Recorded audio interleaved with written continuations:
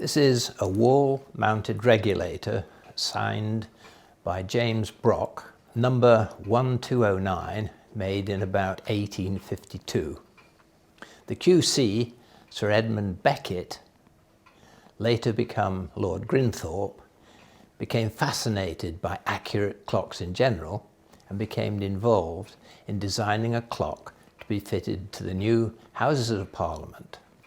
The new clock tower was not completed until 1859, so Denison had time to conduct experiments to perfect his ideas for a gravity escapement.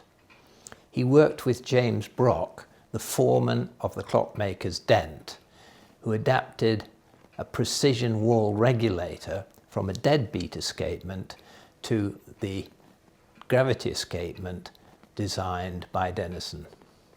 The four-legged gravity escapement uses and wastes power to the fly damper, so that the new experimental clock was made in about 1852 with huge anti-friction rollers to support the heavy barrel and the heavy weight.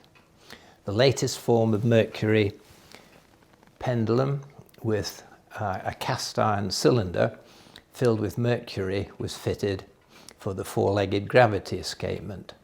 The back plate is signed Brock, George Street, Portland Square, London, 1209. Very little is known about Brock, who remains an enigmatic character despite being Dent's foreman and supervising and installing Big Ben clock mechanism. Big Ben became the most iconic clock in the world, not least for continuing to ring out the hours and the quarters throughout the whole of the Second World War during the Blitz. The pendulum of Big Ben is adjusted by dropping large old-fashioned copper pennies on the top of the pendulum to raise the overall center of gravity of the pendulum and speed up the clock. In this clock, it has a set of calibrated weights that can be adjusted and put onto the shelf on the halfway up the pendulum rod to bring the clock to perfect time. It's fascinating to watch the ivory pallets being lifted away from the pendulum rod as the pendulum rod moves from side to side and then drop back to apply the impulse to the rod. This is exactly the same system as used in Big Ben, but Big Ben's is 50 or so times larger.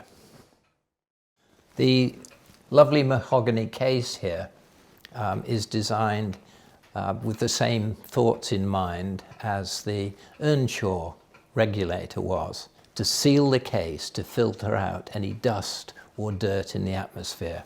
So if I unlock it and open the case, you can see the seal running all the way around and the two locks to hold the case door closed tight. The pendulum rod has the weights on here to speed up the pendulum, and you've got the graticule at the bottom showing the swing, just under 3 inches each side of bottom dead center. A very heavy weight and the double drop system to give the full 8 days of duration.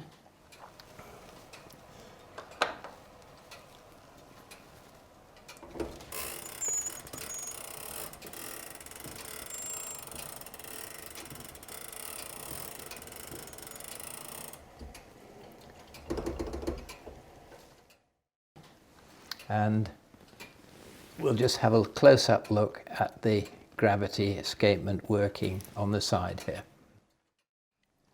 You can see the second hand here moving forward in just clean leaps without any recoil, which is a feature of a gravity escapement.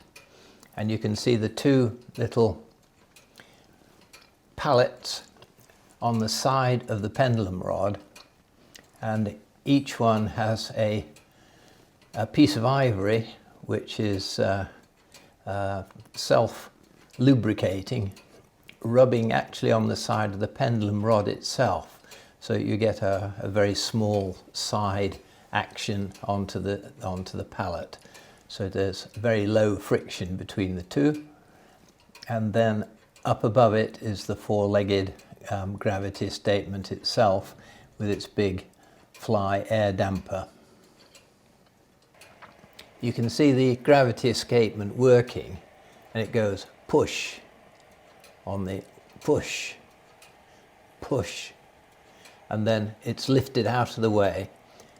There's a very slight recoil on the mechanism, and then push, push, and the same from the other side, push, push, push, and then it jumps out of the way for the rest of the stroke of the pendulum rod.